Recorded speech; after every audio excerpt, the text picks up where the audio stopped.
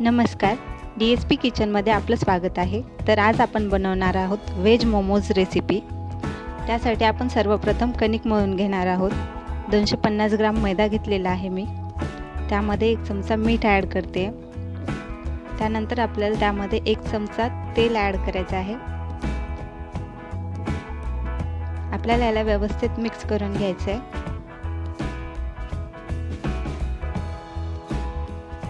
आता आपण यामध्ये थोडं थोडं पाणी घालून कणिक मळून घेणार आहोत. कणिक आपल्याला घट्टच हवं आहे, त्यामुळे आपल्याला लागेल तसंच पाणी आपण त्यामध्ये घालायचं आहे.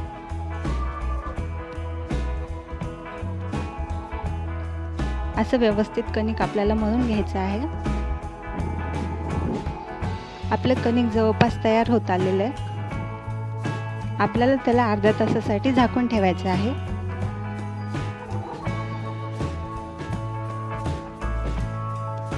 आता आपण मोमोजसाठी लागणारं सारण तयार करून घेणार आहोत. त्यासाठी आपण घेतली 1 वाटी पत्तागोबी,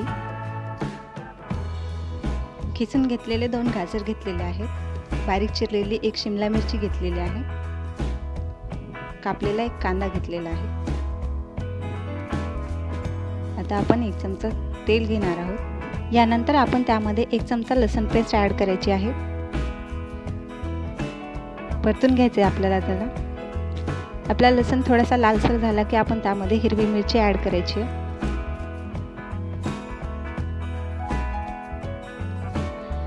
त्यानंतर आपण बारीक चिरलेला कांदा त्यामध्ये ॲड करणार आहोत.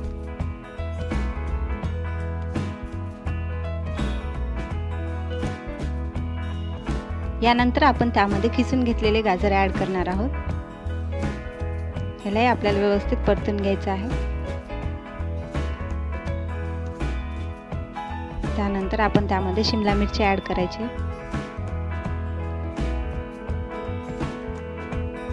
आणि आपण आता त्यामध्ये गोबी ॲड करणार आहोत.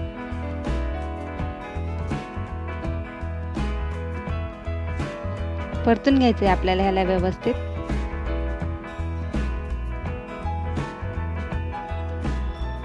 या सर्व भाज्या आपल्याला थोडाच वेळ परतून घ्यायच्या आहेत. आता आपण गॅस बंद करून घेऊया. यानंतर आपण त्यामध्ये अर्धा चमचा मिरे पावडर ॲड करायची आहे. त्यानंतर आपण त्यामध्ये 1 चमचा मीठ घालणार आहोत. सोया सॉस 1 चमचा. मिक्स करायचे आपल्याला याला व्यवस्थित. आपण सारणाला पाणी सुटू नये म्हणून मीठ त्यामध्ये गॅस बंद केल्याच्या नंतरच घालून घेतलेलं आहे. आता आपलं सारण तयार झालेलं आहे. आपण याला थंड करण्यासाठी एका प्लेटमध्ये काढून घेऊयात.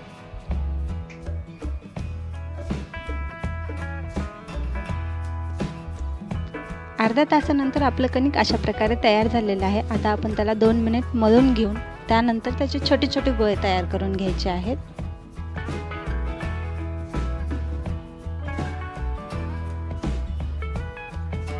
आता आपण याला पुरीच्या आकारा एवढं लाटून घ्यायचं आहे.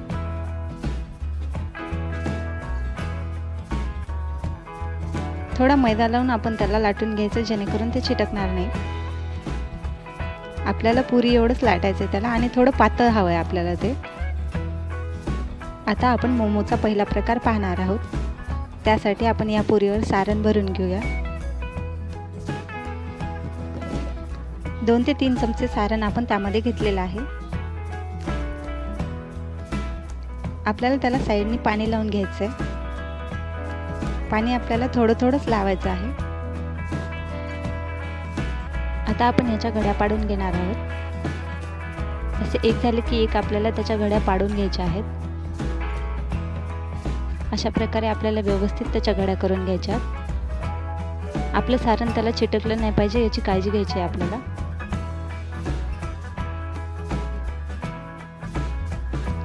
तुम्ही जेवढ्या व्यवस्थित घड्या घाल तेवढा व्यवस्थित त्याचा शेप दिसेल. आता आपल्या घड्या झालेल्या आहेत, तर आपल्याला याला असं पॅक करून घ्यायचं आहे. तर अशा प्रकारे आपला पहिला प्रकार तयार झालेला आहे. आता आपण दुसरा प्रकार पाहणार आहोत. सारण भरून घेत आहोत आपण त्यामध्ये. पाणी लावून घ्यायचं आहे आपल्याला आता त्याला.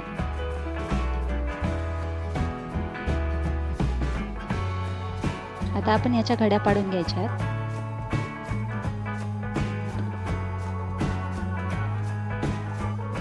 एकसारख्या घड्या आल्या पाहिजेत आपल्या.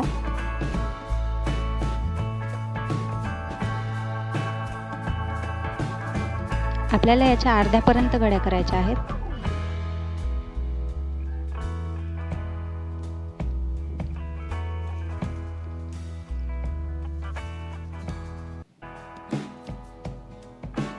आता जो आपला उरलेला भाग आहे तो आपल्याला साईडने त्याला चिटकवायचा आहे.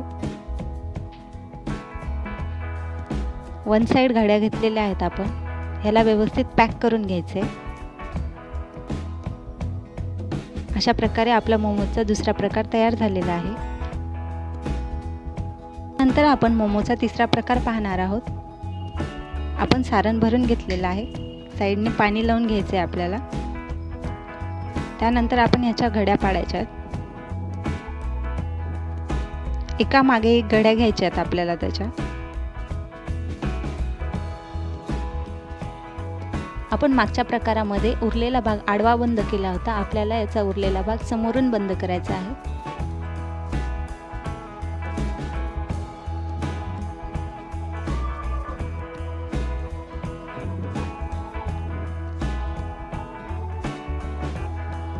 हे पहा, आपला उरलेला जो भाग आहे तो आपण असा उभा बंद करून घ्यायचा आहे, जेणेकरून त्याचा शेप चिमणी किंवा माशासारखा दिसेल. हा आपला तिसरा प्रकार तयार झालेला आहे. आता आपण चौथा प्रकार पाहणार आहोत. त्यासाठी आपण त्यामध्ये सारण भरून घेतलेलं आहे. साईडने पाणी लावून घ्यायचं आहे आपल्याला. त्यानंतर आपल्याला याला फोल्ड करायचं आहे. आपल्याला ह्याला करंजी सारखा शेप द्यायचा आहे. सुरुवातीला ह्याला असं व्यवस्थित बंद करायचं आहे. सारण बाहेर नाही आलं पाहिजे. आपलं व्यवस्थित चिटकवून घ्यायचं याला.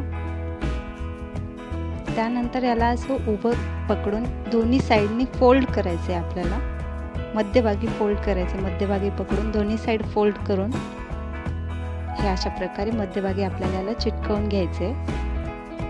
हा आपला चौथा प्रकार तयार झाला. आपण मोमोचा पाचवा प्रकार पाहणार आहोत. आपण त्यामध्ये सारण ॲड करायचे. त्यानंतर आपण साईडनी पाणी लावून घ्यायचे व्यवस्थित.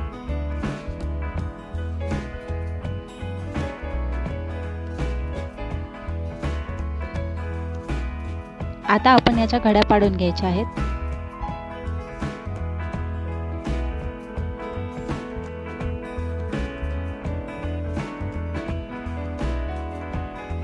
आपण जसं पहिल्या प्रकारामध्ये पाहिलं होतं, आपल्याला तशाच घड्या घालून घ्यायच्या आहेत ह्याच्या.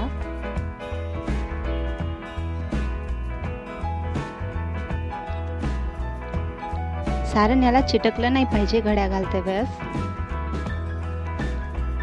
आता आपण याचं तोंड उघडच ठेवणार आहोत.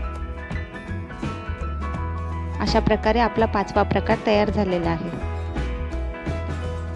आता आपले मोमोज तयार झालेले आहेत. आपण त्याला वाफवून घेणार आहोत. त्यासाठी आपण कढईमध्ये पाणी गरम केलेले आहे आणि मी कुकरची जाळी यूज करते.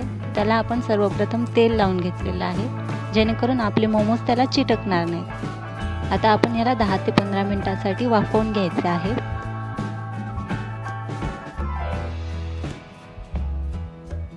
आता आपल्याला याला 10 ते 15 मिनिटांसाठी झाकून ठेवायचं आहे. हे पहा, 15 मिनिटांनंतर आपले मोमोज अशा प्रकारे तयार झालेले आहेत. मधलं स्टफिंगही व्यवस्थित दिसत आहे आपल्याला. आपण आता याला एका प्लेटमध्ये काढून घेऊयात. अशा प्रकारे आपले मोमो तयार झालेले आहेत. आपण त्याला मोमो चटणीसोबत सर्व करूया.